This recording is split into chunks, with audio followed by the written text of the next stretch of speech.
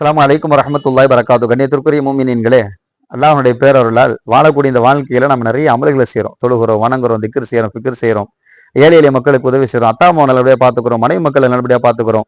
இதெல்லாம் என்ன காரணம் அப்படின்னு சொன்னா, அல்லாஹ்க்குனா பிடிச்சமான ஆளா இருக்கணும், அதாவது அல்லாஹ் என்னை நேசிக்கணும் என்ற ஒரே நோக்கம் தானே தவிர அதுல எந்த மாற்று கருத்தும் இல்லை. பெருமக்களே, இப்படி பெரிய பெரிய அமலை செய்யக்கூடிய நாம் சில சின்ன அமல்கள் இருக்குது, அதன் மூலமாக அல்லாஹ்விற்கு பிடித்தமானவர்களாக நாம் மாறிவிடலாம்.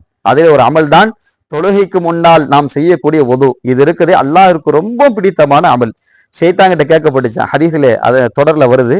ஷைத்தான்கிட்ட கேட்கப்பட்டுச்சான், உனக்கு பிடிக்காத ஆள் யாருப்பா, நீ யாரப்பா வெறுக்கிற என்று கேட்கிற போது ஷைத்தான் சொன்னான், ஆனா எனக்கு பிடிக்காத ஆளு, நான் வெறுக்கக்கூடிய ஆள் யாரு தெரியுமா, எல்லா நேரத்திலும் யார் உதவோடு இருக்கிறார்களோ அவர்களை எனக்கு பிடிக்காது, அவங்களை நான் வெறுக்கிறேன் என்பதாக சொல்லிட்டு ஷைத்தான் சொன்னானா, எனக்கு பிடிக்காது, நான் வெறுக்கிறேன், ஆனால் அல்லாஹ்விற்கு இவரை பிடிக்கும் என்பதாக ஷைத்தான் சொன்ன செய்தியை பெருமக்களை நாம் பார்க்கிறோம். பெருமக்களே, அப்படிப்பட்ட அந்த உதவை ஒரு நாளைக்கு நாம் 5 தொழுகை, அந்த 5 தொழுகைகள் 5 தடவை நாம் முழு செய்யறோம். ஒவ்வொரு உறுப்புகளையும் 3 வாட்டி நாம் கழுவுறோம்.